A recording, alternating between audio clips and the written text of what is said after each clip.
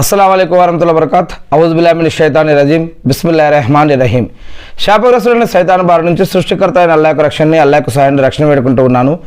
ఆమీన్. అల్లాహ్ ప్రవక్త ముహమ్మద్ సల్లల్లాహు అలైహి వసల్లం గారిపైన శాంతి కురిపించండి వల్ల ఆమీన్. ఖురాన్ మరియు హదీసుల ఆధారంగా రంజాన్ యొక్క ఉపవాసాలలో అనేక విషయాలు ఉన్నాయి. వీటి యొక్క శుభాలను కనుక ముందుగా మనం పొందాలి అంటే ముందుగా అసలు ఈ యొక్క రంజాన్ ఉపవాసానికి ఒక 4 విషయాలు అవసరం ఎక్కువగా. ఒకటి విజ్ఞానం అంటే జ్ఞానం, రెండవది విశ్వాసం, మూడవది ఆచరణ, నాలుగవది ఆరోగ్యం. ఈ 4 విషయాలు ఉంటే కనుక మనం రంజాన్ యొక్క శుభాలను పొందే అవకాశం ఉంది. ముఖ్యంగా విజ్ఞానం అంటే జ్ఞానం సంపాదించాలి. ముందుగా ఆ జ్ఞానం అంటే ఏమిటి, ముందుగా అసలు ఉపవాసం ఎందుకు ఉండాలి, ఎవరి కోసం ఉండాలి, ఎలా ఉండకూడదు, ఉంటే లాభం ఏంటి, ఉండకపోతే ఏం నష్టం కలుగుతుంది, ఇలాంటి యొక్క జ్ఞానాన్ని సంపాదించాలి. మరియు అసలు ముందుగా ఈ యొక్క దేవుడికి అసలు ఉపవాసం ఎందుకు ఉండాలి, మరి ఆ దేవుడిని ఎలా గుర్తించాలి అనేది ఈ యొక్క విషయం కలిగినటువంటి జ్ఞానం ఏదైతే ఉందో ముందుగా ఈ యొక్క జ్ఞానాన్ని సంపాదించాలి. రెండవది విశ్వాసం అంటే ఈ యొక్క జ్ఞానం మనకి వచ్చిన తర్వాత ఈ యొక్క జ్ఞానం మీద మనం విశ్వాసం పెట్టాలి. అంటే దేవుడు నిజంగా ఉన్నాడు, మరి ఈ యొక్క ఉపవాసం అనేది మనకి పెట్టాడు. జీవన మరియు ఆరాధన పద్ధతుల్లో ఈ యొక్క ఉపవాసం కూడా ఒకటి. మరి ఈ యొక్క ఉపవాసం మరి నా గురించి దేవుడు ఎందుకు పెట్టాడు అనే యొక్క జ్ఞానం మనకు తెలిసిన తర్వాత, నేర్చుకున్న తర్వాత మరి ఆ దేవుడి పైన విశ్వాసం పెడుతూ, ఉపవాసం మీద కూడా విశ్వాసం పెడుతూ మనం కొన్ని విషయాల మీద ఇంకా విశ్వాసం కలిగి ఉండాలి. దేవుని పైన మరియు ఆయన ఇచ్చిన గ్రంథం పైన, ప్రవక్తల పైన, దూతల పైన మరియు ఉపవాసం పైన కూడా విశ్వాసం పెడుతూ ఆ విశ్వాసాన్ని తోటి దేవుని పట్ల భయం, భక్తి, గౌరవ, మర్యాదతోటి మనం ఈ యొక్క జ్ఞానం ద్వారా వీటి ద్వారా ఈ యొక్క ఉపవాసాన్ని మనం ప్రారంభించాలి. అదేవిధంగా మరి విశ్వాసం, జ్ఞానం మరియు విశ్వాసం జ్ఞానం తర్వాత మూడవది ఆచరణ మరియు నాలుగవది ఆరోగ్యం కూడా కలిగి ఉండాలి. అందుకే ఆరోగ్యాన్ని కూడా కాపాడుకోవాలి. మరి ఆరాధన మంచిగా చేయాలంటే ఆరోగ్యంతో ఉండడం కోసం ప్రయత్నించాలి. చెడు అలవాట్లు, చెడు పద్ధతులు మరియు అక్రమం, అన్యాయం జోలికి వెళ్ళకూడదు. సరైన పద్ధతుల్లో జీవించడం కోసం ప్రయత్నించాలి. మరి ఆచరణ అంటే రంజాన్లో కొన్ని ఆచరణలు ఉన్నాయి. ఉపవాసం అంటే మరి అన్నం, నీళ్లు, వీటికి ఉదయం సూర్యోదయం నుంచి సూర్యుడు అస్తమించే వరకు కూడా ఆహారానికి, నీళ్ళకి దూరంగా ఉండాలి. మరియు నెలవంక కనిపించేటప్పటి నుంచి మళ్ళీ అమావాస్య వచ్చి మళ్ళీ నెలవంక కనిపించేంత వరకు నెల మొత్తం కూడా ఉపవాసం పాటించాలి. మరియు ఉదయం సూర్యుడు ఉదయించేటప్పటి నుంచి సాయంత్రం అస్తమించే వరకు కూడా మరి అన్నానికి, నీళ్ళకి, ఇతర నోటుల్లో నుంచి ఆ కడుపులకి ఏదైతే పంపించేటటువంటి ఆహార పదార్థాలు ఉన్నాయి వీటన్నిటికీ కూడా దూరంగా ఉండాలి. అంతేకాకుండా ఇవే కాదు, ఉపవాసం అంటే కేవలం అన్నము మరియు నీళ్లు వీటికి దూరంగా ఉండటం మాత్రమే కాదు. ఉపవాసం అంటే ఇంకా అనేక విషయాలు ఉన్నాయి. ఏమిటి? ఉపవాసంలో ధర్మబద్ధంగా సంపాదించాలి, అధర్మం అనేది ఉండకూడదు, మరియు పాపకార్యాలకు దూరంగా ఉండాలి, పుణ్యకార్యాలు సంపాదించడం కోసం ప్రయత్నించాలి. మరియు దిక్కావా అంటే చెప్పుకోవటం, గొప్పలు చెప్పుకోవడం అనేది ఉండకూడదు. నేను ఉపవాసం ఉన్నా అని చెప్పుకోకూడదు అనమాట. వీలైతే ఇది మనం దేవుడికి సీక్రెట్గా మనం ఈ యొక్క ఆరాధన ఇవ్వడం కోసం ప్రయత్నించాలి.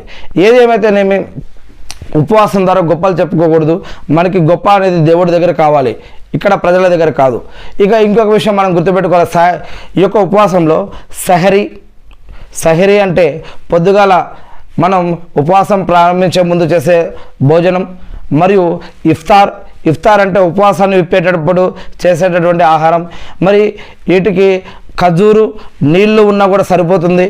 మరి ఇంకేదైనా ఆహార పదార్థాలు ఉంటే అది వేరే విషయం.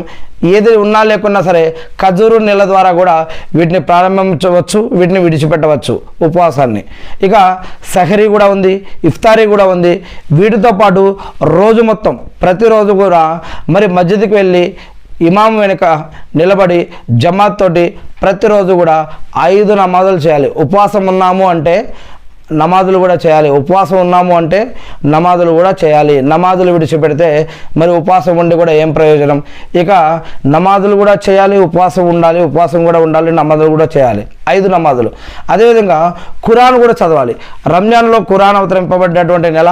మరి ఈ నెలలో ఖురాన్ని చదవడం కోసం, ఎక్కువగా ఖురాన్ చదవడం కోసం ప్రయత్నిస్తూ ఉండాలి. అంతేకాకుండా జికర్ అంటే అల్లా యొక్క ధ్యానం, అల్లా యొక్క నామాలతోటి అల్లాని స్మరిస్తూ, అల్లాని స్తుతిస్తూ మనం ఈ యొక్క సుబ్హాన్ అల్లా, అల్హమ్దులిల్లా, అల్లాహు అక్బర్, లా ఇలాహా ఇల్లల్లాహ్, ఇన్నా లిల్లాహి వ ఇన్నా ఇలైహి రాజిఊన్, మరి అస్తగ్ఫిరుల్లాహ్, ఇలాంటి అనేక పదాలు, ఇంకా అనేక పదాలు అల్లా యొక్క 99 పేర్లతోటి ఇలా ప్రతిక్షణం నడుస్తూ, కూర్చొని, నడుస్తున్నప్పుడు, పడుకునేటప్పుడు, పనిచేసేటప్పుడు కూడా మరి ఇలా అనుక్షణం కూడా మనం అల్లా యొక్క జికర్ చేస్తూ ఉండాలి. మరి దాని తర్వాత ఇవే కాకుండా దువాలు అంటే ప్రార్థన, ఈ యొక్క ప్రార్థన చేసుకుంటూ ఉండాలి. ఉపవాసం ఒకటే ఆరాధన కాదు, నమాజులు ఒకటే ఆరాధన కాదు, జికర్ ఒకటే ఆరాధన కాదు, దువా కూడా ఆరాధనే. దువా అంటే ప్రార్థన కూడా ఆరాధనే. దేవుణ్ణి ఆరాధించే ఆరాధన పద్ధతిలో ప్రార్థన కూడా ఒకటి. అంతేకాకుండా ప్రవక్త గారి మీద దరూద్ కూడా పంపించాలి. అంటే సల్లల్లాహు అలైహి వసల్లం గారి పైన, ముహమ్మద్ సల్లల్లాహు అలైహి వసల్లం గారి పైన దరూద్ కూడా పంపించాలి. అంతేకాకుండా మరి ఉపవాసంలో ఇంకా ఉన్నాయి, ఇవే కాదు, తరావీ నమాజులు. వీలైతే మస్జిద్లో ఇమాముతోటి కూడా తరావీ నమాజ్ చేయవచ్చు ఇషా నమాజ్ తర్వాత. అలా చేస్తే, ఇమాంతో కనుక చేస్తే మరి రాత్రంతా ఆరాధనలో ఉన్నటువంటి పుణ్యం దొరుకుతుంది ఇన్షాల్లా. ఒకవేళ మరి తరావీ నమాజ్ ఇమాం వెనుక చేయలేకపోతే వీలైతే ఇంకా మనకు ఓపిక ఉంటే కనుక ఇంటికి వెళ్ళి కూడా తరావీ నమాజ్, ఇషా నమాజ్ తర్వాత మనం మస్జిద్లో కనుక చేయలేకపోతే ఇంటికి వెళ్ళి రాత్రి లైలతుల్ ఖదర్ సమయంలో 2-3 తర్వాత కూడా మనం ఇన్షాల్లా చదువుకునే అవకాశం ఉంది. మరి యొక్క తరావీ నమాజ్ మరియు వితర్ నమాజులే కాకుండా రంజాన్ నెలలో ఎతేకాఫ్ కూడా ఉంది.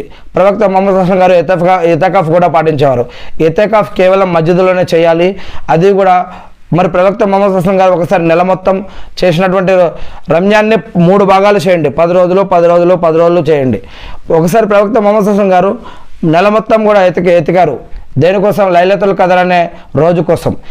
ఒకసారి మరి మొదటి దశకంలో దొరకడం లేదని, రెండవసారి మరి మిగతా 10 రోజులు కూడా ఉన్నారు, దాంట్లో కూడా దొరకలేదని, మళ్ళీ 3వసారి చివరి 10 రోజుల్లో ఉన్నారు ఎతేకాఫ్.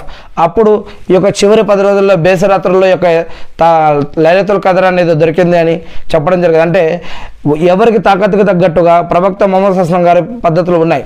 ఎవరిష్టం వాళ్ళది. నెల అయినా ఉండాలా, 20 రోజులు ఉండాలా, 10 రోజులు ఉండాలి.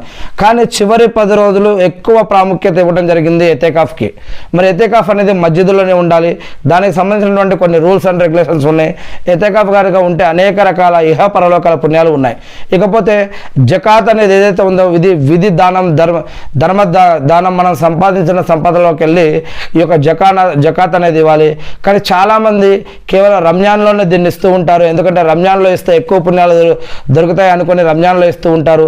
మంచిదే, రంజాన్లో ఇవ్వచ్చు. కానీ మనం ఎప్పుడు బతుకుంటామో ఎప్పుడు చనిపోతామో తెలియదు. మనం బ్రతికున్న ప్రతి క్షణం విలువైనదే. మళ్ళీ వచ్చే రంజాన్ దాకా మనం బ్రతుకుంటామో లేదో తెలియదు. కానీ ఈ యొక్క జకాత్ అనేది సమయం సందర్భం బట్టి ఏ ఇయర్లో ఎప్పుడు వీలైతే అప్పుడు ఈ యొక్క జకాత్ అనేది ఇవ్వడం కోసం ప్రయత్నించాలి. ఒక్క రంజాన్ కోసం వెయిటింగ్ చేయకూడదు. కానీ ఎవరైతే రంజాన్లో బ్రతికి ఉన్నారో వాళ్ళు రంజాన్లో ఇవ్వడం కూడా ఇంకా మంచిది. మరి ఇది జకాత్ అనేది ఒక రంజాన్లోనే కాదు, సంవత్సరంలో మిగతా రోజుల్లో కూడా ఈ యొక్క జకాత్ సమయం సందర్భం బట్టి వారికి లెక్క తగ్గబట్టి ఈ యొక్క జకాత్ అనేది ఇవ్వాలి. దీనికి కూడా రూల్స్ అండ్ రెగ్యులేషన్స్ ఖురాన్ మరియు హదీస్లో చెప్పబడ్డాయి. మరియు జకాత్ వేరు, దాన ధర్మాలు, సదకా ఖైరాతులు వేరు. జకాత్ వేరు, దాన ధర్మాలు, సదకా ఖైరాతులు వేరు. ఈ రెండింటిని కలపడానికి వీల్లేదు. జకాత్ వేరు, దాన ధర్మాలు వేరు. ఇక దాన ధర్మాలు రంజాన్ నెలలో ఎక్కువగా దాన ధర్మాలు, సదకా ఖైరాతులు చేయడం కోసం ప్రయత్నించాలి. ఇక వీటికి కూడా చాలా ప్రత్యేకతలు ఉన్నాయి ఇస్లాంలో. అంతేకాకుండా ఫిత్రా దానం, అసలు రంజాన్ని ఈదుల్ ఫిత్ర్ అని అంటారు. రంజాన్ని ఈదుల్ ఫిత్ర్ అంటారు. రంజాన్లో మనం చేసే మరి ఫిత్రా దానానికి చాలా ప్రాముఖ్యత ఉంది. ఫిత్రా అంటే ఏమిటి, ఫిత్రా దానం అంటే ఏమిటి, దీంట్లో ఏమి ఇవ్వాలి, ఎలా ఇవ్వాలి, ఏం చేయాలి, ఇలాంటి అనేక ఉన్నాయి. ఇంకోటి ఇంకా సంపాదన ఇంకా ఎక్కువగా ఉంటే రంజాన్లో ఉమ్రా కూడా చేయొచ్చు. ఉమ్రా చేస్తే ఇన్షాల్లా హజ్ చేసినటువంటి పుణ్యం దొరికే సవాబు కూడా దొరికే అవకాశం ఉంది. ఇంకా అనేక విషయాలు రంజాన్ నెలలో ఉన్నాయి.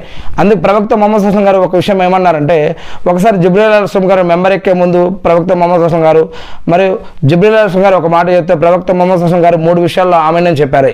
ఈ హదీస్ మీకు కూడా తెలిసే ఉంటుంది. ఏమిటంటే ఆమీన్ ఆమీన్ ఆమీన్ అని. అంటే మొదటి ఆమీన్. మరి ఒక విషయం ఏమిటంటే ఎవరైతే రంజాన్ నెలని పొంది ఉండి కూడా వాటి యొక్క శుభాలను పొందలేకపోయారో వారు నాశనం అయిపోయారంటే ఆమీన్ అని చెప్పడం జరిగింది. రెండవది వృద్ధాప్యమైనటువంటి తల్లిదండ్రులను పొంది ఉండి ఇద్దరిని కానీ ఇద్దరిలో ఒకరిని కానీ పొంది ఉండి వారికి సేవ చేయలేనటువంటి వారు కూడా నాశనం అయిపోయారని చెప్పడం జరిగింది. ఇక మూడవది ప్రవక్త మొహమ్మద్ సల్లం గారి యొక్క పేరు తీసుకున్నప్పుడు ఎవరైతే దరూద్ చెప్పలేదో పలకలేదో మరి వారు కూడా నాశనం అవుతారని చెప్పడం జరిగింది. అందుకే ప్రవక్త మొహమ్మద్ సల్లం గారి యొక్క పేరు విన్నా మాట్లాడినా రాసినా పక్కన సల్లల్లాహు అలైహి వసల్లం చెప్పడం కానీ రాయటం కానీ చదవడం కానీ మంచిది. ఏదేమైతే రంజాన్ యొక్క శుభాలను మనకి మన కుటుంబ సభ్యులకి ఇహపరలోకాలలో ప్రసాదించమని, మన యొక్క ఉపవాసాలు, నమాజులు, సదకా ఖైరాతులు, దానధర్మాలు, అజుమ్రాలు మరియు ప్రార్థనలు అన్నీ కూడా స్వీకరించమని నేను ఆ సృష్టికర్త అల్లాహ్ని మనందరి తరఫున కూడా ప్రార్థిస్తూ ఉన్నాను. ఆమీన్. అల్లాహు అక్బర్. అల్లాహ్ ప్రవక్త మొహమ్మద్ సల్లం గారి పైన శాంతి సేవకాలు కురిపించండి వల్ల మా యొక్క ఆరాధనలన్నింటినీ కూడా స్వీకరించండి వల్ల. ఆమీన్. అల్లాహు అక్బర్. అషహదు అన్ లా ఇలాహా ఇల్లల్లాహు వ అషహదు అన్న ముహమ్మదన్ అబ్దుహు వ రసూలుహు. అల్లాహు అక్బర్.